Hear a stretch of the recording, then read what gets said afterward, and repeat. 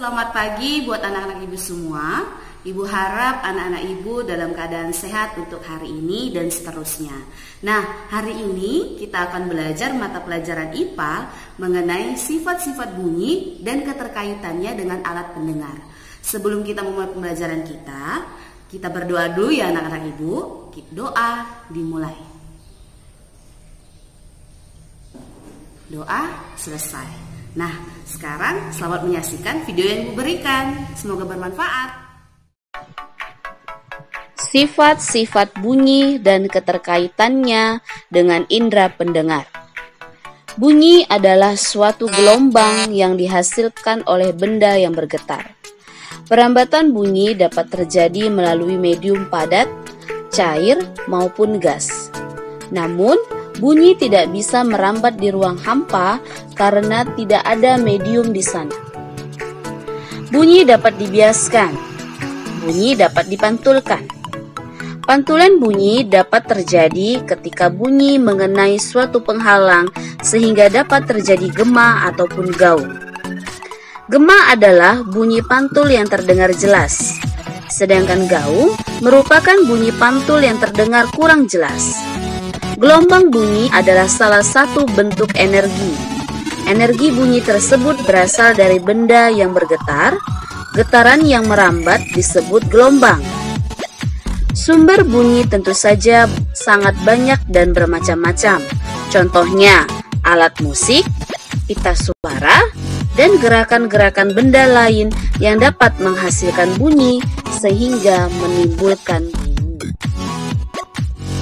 Beberapa sifat bunyi yaitu 1.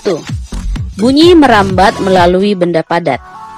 Sifat ini biasanya dimanfaatkan untuk membuat mainan, misalnya mainan telepon-teleponan. Pada permainan ini, bunyi merambat melalui benang menuju ke telinga kita. 2. Bunyi merambat melalui benda cair. Untuk membuktikannya, bunyi merambat melalui benda cair, caranya isi ember dengan air, lalu letakkan corong. Setelah itu, lengketkan telinga kamu ke corong tersebut dan ketuklah dinding ember. Pasti akan terdengar suara. Dan bisa juga ketika kamu liburan di pantai atau di sungai atau ke danau, lemparlah sebuah batu dan pasti akan menimbulkan suara. 3. Bunyi merambat melalui gas. Udara merupakan benda gas, maka dari itu kita dapat mendengar suara dan burung berkicau karena getaran suara itu masuk ke telinga kita. Manfaat gelombang atau getaran bunyi. 1. Dapat digunakan untuk mengukur kedalaman laut. Di sini yang digunakan adalah bunyi ultrasonik. Pemantulan bunyi juga dapat digunakan untuk mengukur kedalaman laut. Mekanismenya sama dengan manfaat pemantulan bunyi untuk mendeteksi benda bawah laut. Caranya, dengan menempelkan sumber getaran pada dinding kapal bagian bawah.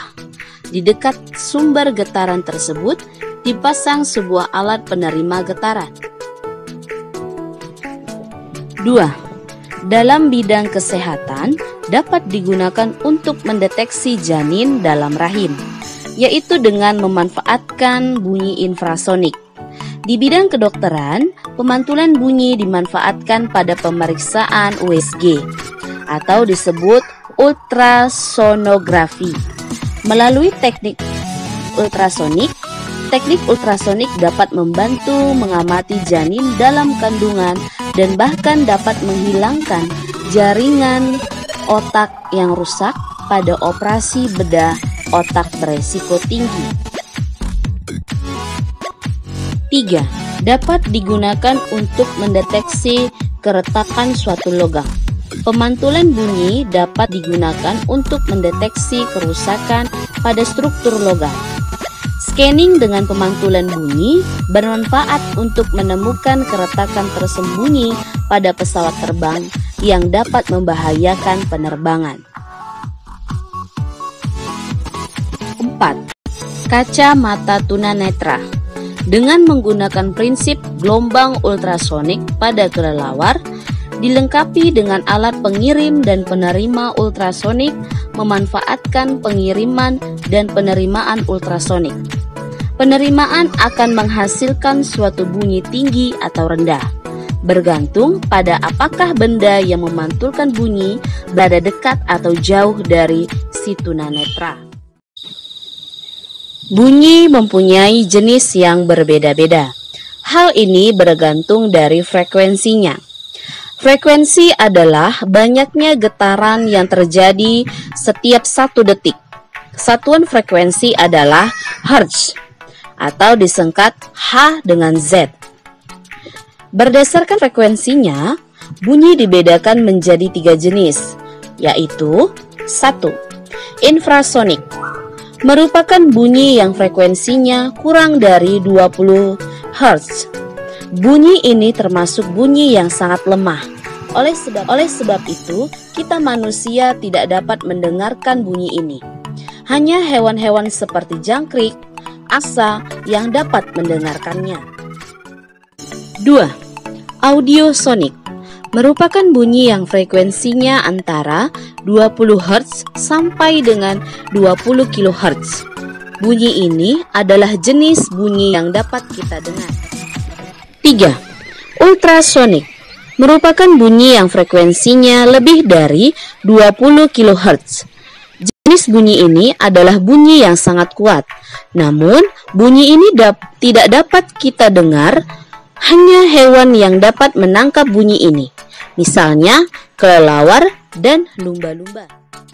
Nah, buat anak-anak ibu, sekarang kita akan membahas alat musik tradisional di Sumatera Utara yang menghasilkan bunyi. Contohnya, kita ambil contoh alat musik tradisional doli-doli. Alat musik tradisional ini aslinya berasal dari Nias, Sumatera Utara. Doli-doli terlihat seperti kolintang, akan tetapi alat musik ini berukuran lebih kecil daripada kolintang. Dan bilah kayu yang doli-doli punya tidak sebanyak yang ada pada alat musik kolintang. Untuk memainkan doli-doli dengan cara dipukul dengan menggunakan alat pemukul yang terbuat dari 2 batang kayu. Contoh yang kedua, aramba. Alat musik tradisional ini juga berasal dari suku Nias, Sumatera Utara. Walaupun begitu, aramba merupakan sebuah kerajinan dari Jawa yang kemudian dibawa ke Nias secara barter. Dan kemudian masyarakat Nias menggunakannya dalam pelaksanaan upacara perkawinan. Aramba terbuat dari bahan tembaga, kuningan, suasa, dan nikel. Aramba dipermainkan sebagai pembawa pola irama yang dimainkan dengan 1 orang. Sudah menonton video pembelajaran Ibu berikan? Ibu harap anak-anak Ibu benar-benar memahami pembelajaran yang Ibu berikan. Jadi buat anak-anak Ibu sekarang mengerjakan tugas yang Ibu berikan hari ini. Setelah itu nanti jangan lupa ya diakhiri dengan doa, karena kan tadi sudah diawali dengan doa. Sekarang kita tutup juga dengan doa. Doa dimulai. Doa selesai. Semoga video ini bermanfaat. Selamat pagi.